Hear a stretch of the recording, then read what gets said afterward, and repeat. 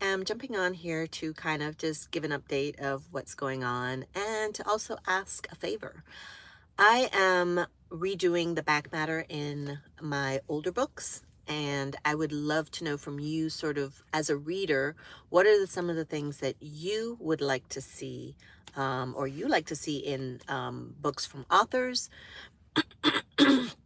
I think some of the things that I'm thinking about are just sort of an author note to give a little background about the book, or something that's maybe they might not be expecting, so that it's not expecting, or so they're not triggered isn't the right word, because none of my books are really, well, that's not true.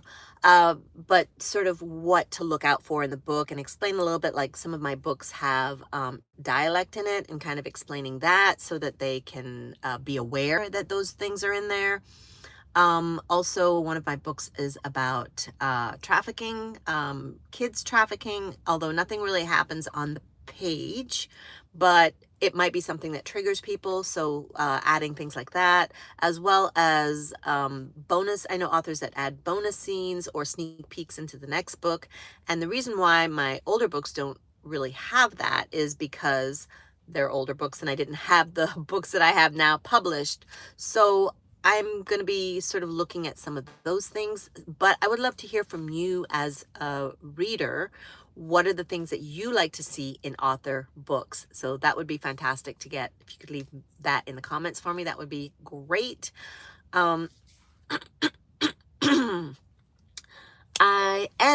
Also news. I have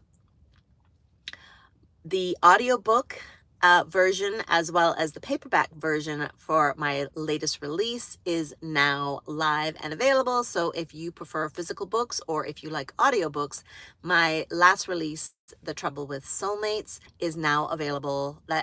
Those options are now available for you to take a look at or check them out for yourself.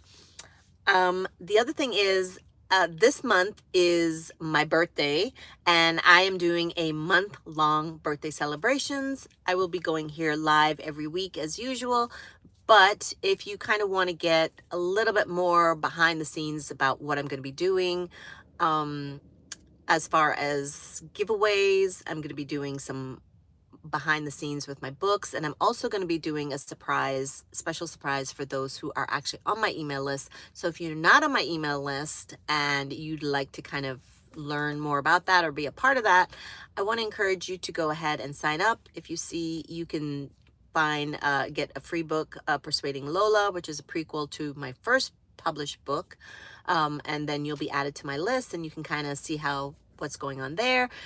If you want to kind of see a little bit more and get more involved, I'm going to be doing a lot more on my Instagram and Facebook pages on a day-to-day basis, so you can check me out there. The links are below. And let's see what else we have.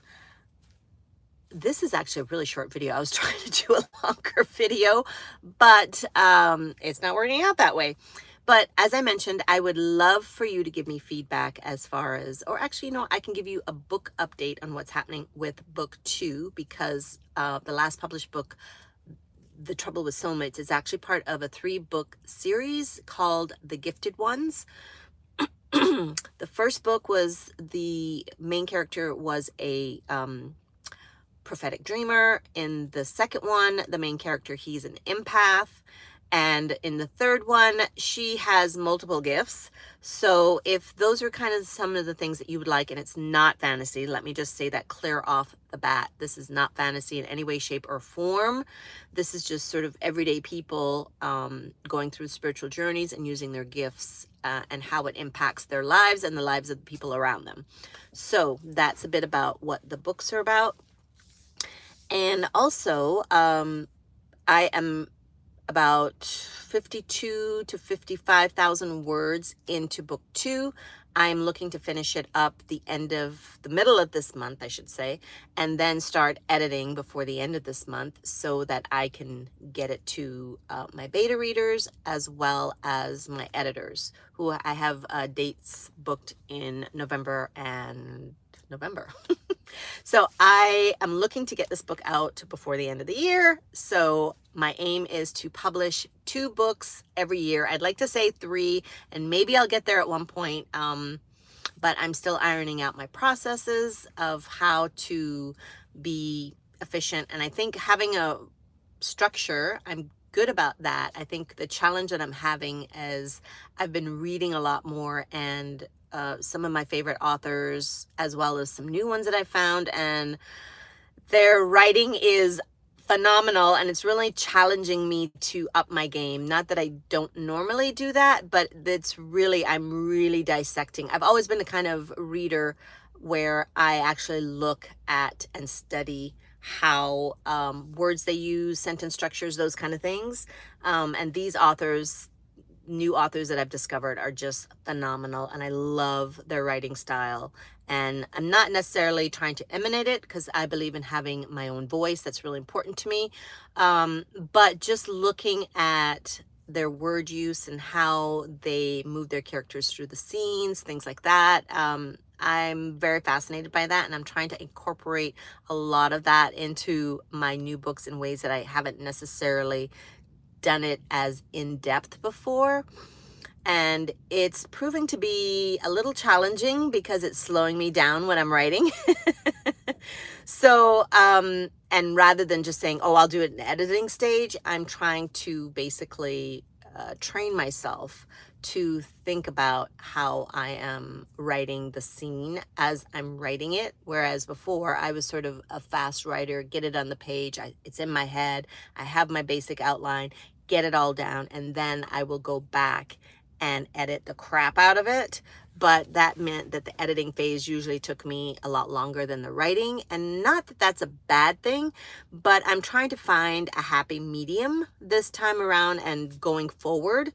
So it's slowed me down a little bit as far as writing, because I technically started the book, I think it was in May or June, and usually it takes me, I can write a book in 2 months. And then I spend like 3 to 4 months editing. But like I said, I'm trying to change that process to make it so that my writing is more efficient, so that I'm still doing editing, obviously, but my editing time is shortened so that I can publish. I'm aiming to publish 3 books a year. And I know the way to do that is to improve, sorry for the glare there. Yep. Anyway, I'm sitting in the parking lot at work because I knew if I did this video at home, I was going to get stuck in traffic. So, and my son is actually visiting. That's another bit of news. My son is visiting. He was visiting for 2 weeks, and he's leaving today, which I'm a little heartbroken because I miss him so much. But at the same time, he's leaving today, so I'm really looking forward to spending a little bit of time with him before he leaves after work. He's a night owl, so he's going to be doing his driving at night, which makes me and his dad nervous as hell. But at the same time, we also recognize that he is a night owl, and he made the drive down here to us, which was an 18-hour drive. He stopped and visited a friend from school who's in college and stayed with them. So it wasn't like a full drive, but it was still a long drive. So he's got that drive back, and he's going to be basically doing the same thing. So that is going to be interesting. So I get to spend a little time with him after work today. So I'm looking forward to that. And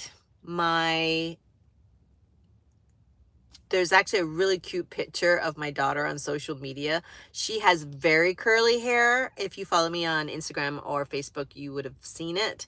And she wanted me to flat iron her hair. So I actually did that. It was a long process. And there's a really cute picture that she took herself, and I posted it on Instagram. And unfortunately, she deleted the other pictures that I took. She doesn't like the pictures that I take, but she's 13, so I get it. But it's a really cute picture of her with straight hair. And it was so funny because after it was done, she's like, oh my gosh, because her hair is really, I mean, it's like down to here when she flat irons it, and it curls up to here. So that was really fun thing for us to do. And by the next morning, she washed it and it was back to curls. So she loved that. So that was a bit of fun thing for us to do and spend some time together. And because I'd done the same thing with my son, but he did not like it at all. Like, did not like it. So that was funny.